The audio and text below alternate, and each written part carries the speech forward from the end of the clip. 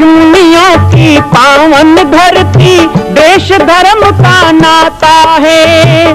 कहते सारे लोग यही है, वो हमारी माता है। जाग उठो ओ भारतवासी, जाग उठो ओ भारतवासी, गौ पर छुरियां चलती है। बंद करो गौ माँ की हत्या, सारी जनता कहती है। बंद करो गौ माँ की हत्या, सारी जनता कहती है।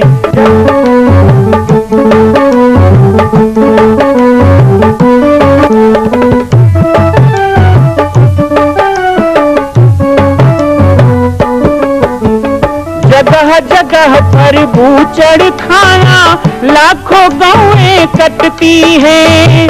किसे सुनाए व्यथा हमारी, नैना नीर बहाती है। रक्षा करना गौ माता की, रक्षा करना गौ माता की, गीता ज्ञान सिखाती है। बंद करो गौ माँ की हत्या, सारी जनता कहती है। बंद करो गौ माँ की हत्या, सारी जनता कहती है। जय श्री राम, जय गौ माता, जय गोपाल। स्वागत है आप सभी का भारत के हृदय स्थल छत्तीसगढ़ प्रांत में मां कौशल्या धाम जिला बालोद में विगत 18 वर्षों से बन रहे इस विशाल दिव्य भव्य मंदिर का निर्माण। विश्व के अंदर भगवान राम के लाखों मंदिर हैं। अब अयोध्या में भी रामलला विराजित हो चुके हैं, लेकिन छत्तीसगढ़ की बेटी मां कौशल्या जो राम की माता है, उनका एक भी मंदिर पूरे विश्व में नहीं।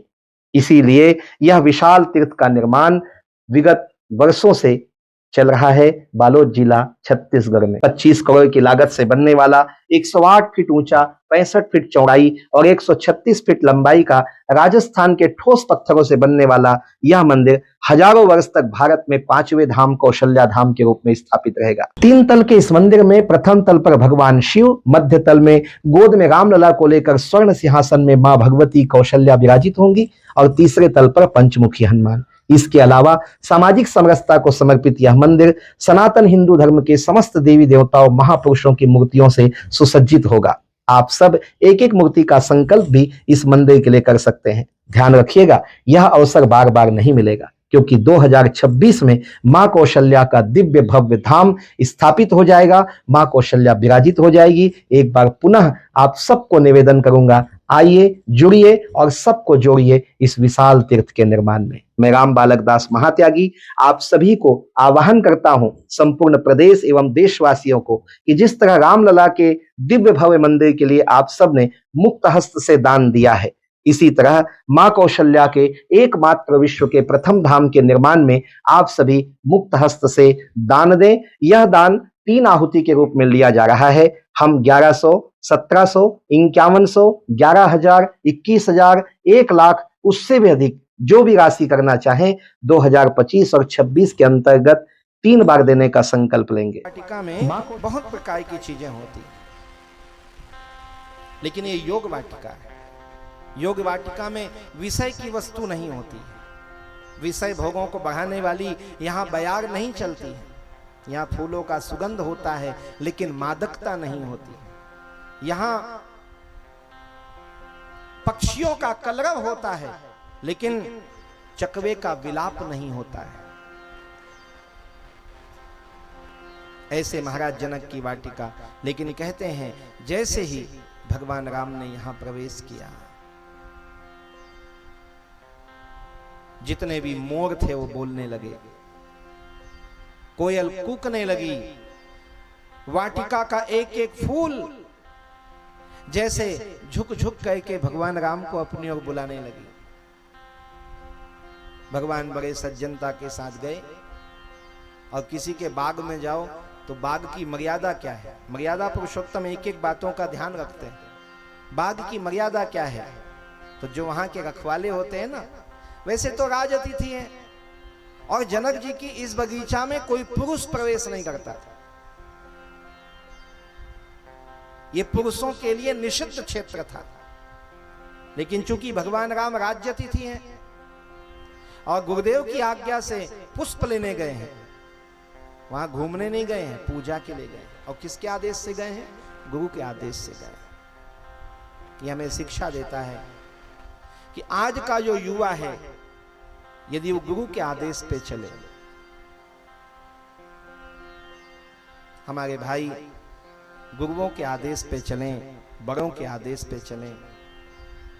अच्छा, दोनों आदेश से बंध के आए हैं। भगवान राम गुरु के आदेश से आए हैं और सीता जी किसके आदेश से आई हैं? माता के आदेश से। माता ने गिरजा पूजन जननी पठाई। दोनों, ये हमारी संस्कृति है, हमारी सभ्यता। आज बहुत लोग स्वतंत्रता की बात करते हैं। ऐसे समय में मानस का ये प्रसंग हमें उच्छृंखलता नहीं सिखाता है। भगवान राम और सीता का प्रथम मिलन पुष्प वाटिका का प्रसंग हमें बताता है कि युवा यदि अपने धर्म के आदेश में रहे और हमारे देश की माताएं बहनें यदि अपनी कुल की परंपरा और बड़ों के आदेश पे रहें, तो परिवार तो सीताराम जैसा ही बनेगा। परिवार तो फिर मर्यादित ही बनेगा। वो परिवार मंगलमय बनेगा। वही परिवार राम राज ला सकता है, दूसरा परिवार नहीं। उच्छृंखलता होने लग गई, हम बड़ों का निरादर करने लग गए। गोस्वामी तुलसीदास जी ने जो 500 साल पहले लिखा था, आज सत्य दिखने लग गया। को नहीं मान निगम अनुशासन। निगम का, शास्त्रों का अनुशासन, अपने से बड़ों का अनुशासन, ये बुरा लगने लग गया। लेकिन भगवान राम आए, वाटिका महकने लगी। भगवान ने मर्यादा का पालन किया। चारों तरफ देखा। लक्ष्मण जी ने कहा, भैया आप क्या देख रहे हो? कहा, इसका रखवाला कौन है? अरे रखवाले का क्या करना, हम तो राज अतिथि हैं, राजकुंवर हैं और गुरुदेव के आदेश से आए हैं। और हमारे गुरुदेव भी कोई छोटे मोटे गुरुदेव नहीं है, राज्य अतिथि हैं। राजा ने स्वागत करके ठहराया। लेकिन भगवान राम ने लक्ष्मण को समझाया, लक्ष्मण इस समय बाग का मालिक जनक नहीं है। इस समय बाग का मालिक वो माली है जिसको इसकी रक्षा का भार सौंपा गया है। इसलिए पहले हम माली से पूछेंगे। और शायद जनकपुर के इतिहास में पहली बार हुआ कि किसी राज परिवार के व्यक्ति ने हाथ जोड़कर माली से पूछा, भैया हम फूल ले लें? गुरुदेव ने पूजा के लिए भेजा है। बहुत सुंदर प्रसंग। बाग तराग बिलो की प्रभु हर से बंधु समेत, परम रम्या राम यह जो राम ही सुख दे। चहु दिशि चितय पूछी माली गण, चहु दिशि चितय पूछी माली गण। लगे लेन दल फूल मुदित मन, लगे लेन दल फूल मुदित मन। तेहि अवसर सीता तह आई, तेहि अवसर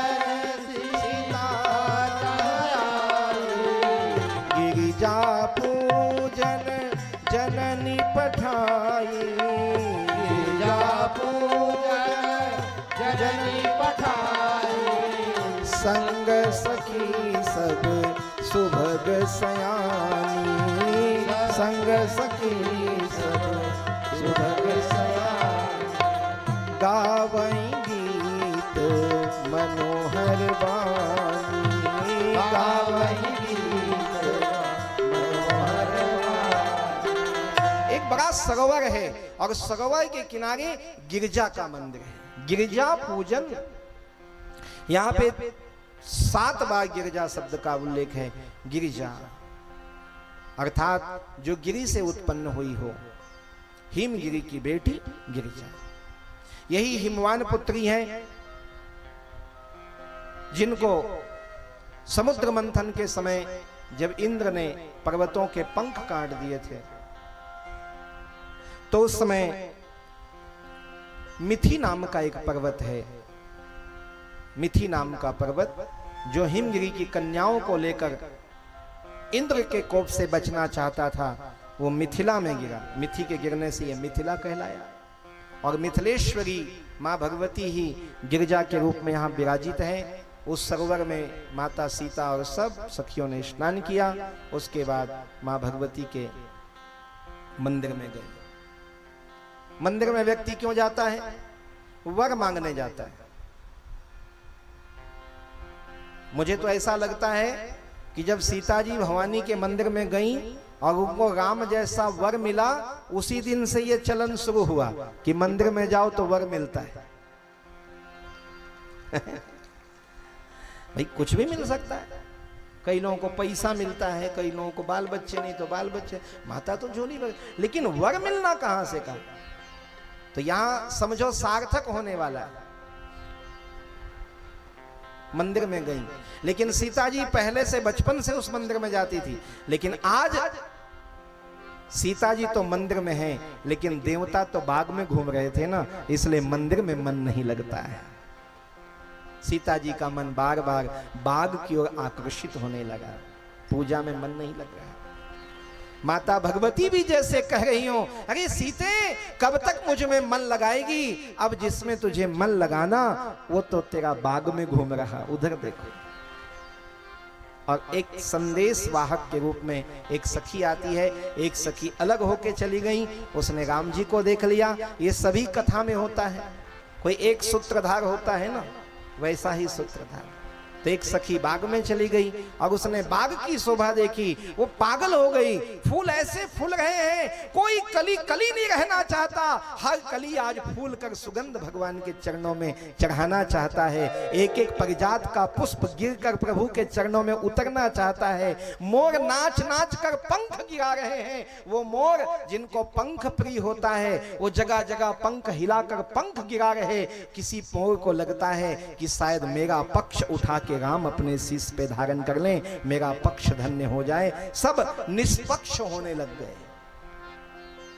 पक्ष गिराना मतलब निष्पक्ष होना। भगवान को देखकर मोर पक्ष गिराने लगे, फूल फूल गिराने लगे। आनंद ही आनंद हो रहा है। ये सब देख करके वो सखी तो पागल सी हो गई। उसने कहा, अरे ये फुलवारी में आज चमत्कार क्यों हो रहा है? और उसी समय उसने राम जी को देख लिया। राम जी को देख लिया, और जैसे ही राम जी को देखा तो हालत क्या हुई होगी? जिसने कभी जीरो बल्ब ना देखा हो, 1000 वाट का कोई फोकस दिख जाए।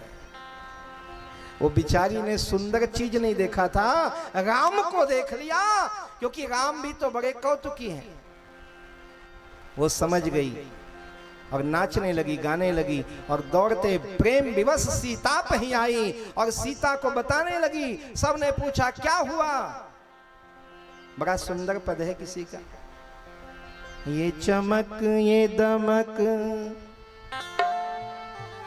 फूलवन महक, ये चमक ये दमक फूलवन महक, ये चमक ये दमक फूलवन महक। सब कुछ सरकार तुम्हीं से है, सब कुछ सरकार तुम्हीं से। ये चमक ये दमक फूलवन महक, ये चमक ये दमक फूलवन महक। सब कुछ सरकार तुम्हीं से, सब कुछ। चूमे प्रभु के चरण इठला के पवन, चूमे प्रभु के चरण इठला के पवन, चूमे प्रभु के चरण इठला के पवन। बगियन में बहार तुम्हीं से, बगियन में बहार। ये चमक ये दमक फूलवन महक, ये चमक ये दमक फूलवन महक। सब कुछ सरकार तुम्हीं से, सब कुछ सरकार। भगवान आए तो पूरा बगीचा खिल गया। जनकपुर की वाटिका। सीता जी अपने प्रभु के आगमन को समझ जाती हैं। अपने भगवान को आगमन को एक भक्त ना समझे तो भक्त कैसा, अपने प्रीतम के प्रिय आहट को ना समझे तो प्रीतम कैसा। सीता जी प्रार्थना करती हैं, भगवान से निवेदन करती हैं कि आपके ही प्रीत में तो मैं जोगन बनी घूमती हूँ, आपके लिए जन्म लिया महाराज, तो मुझे भी तो दर्शन दो। तोरी प्रीत के रूप को धार लिया, तोरी प्रीत के रूप को धार लिया, ये बनाव श्रृंगार तुम्हीं से है, ये बनाव श्रृंगार तुम्हीं से है, ये चमक ये दमक फुलवन महक, ये चमक ये दमक फुलवन में महक, सब कुछ सरकार तुम्हीं से है, सब कुछ सरकार, हाँ सब कुछ सरकार, बगियन में बहार तुम्हीं से है, बगियन में बहार। भगवान राम को सीता जी ने देखा, लक्ष्मण जी को अच्छा नहीं लगा, अरे ये तो सज धज के सखियों ने लाया, अब हम हैं दूल्हे वाले। तो लक्ष्मण जी प्रभु को खींचते खींचते झाड़ियों के पीछे ले गए, फूलों के पीछे।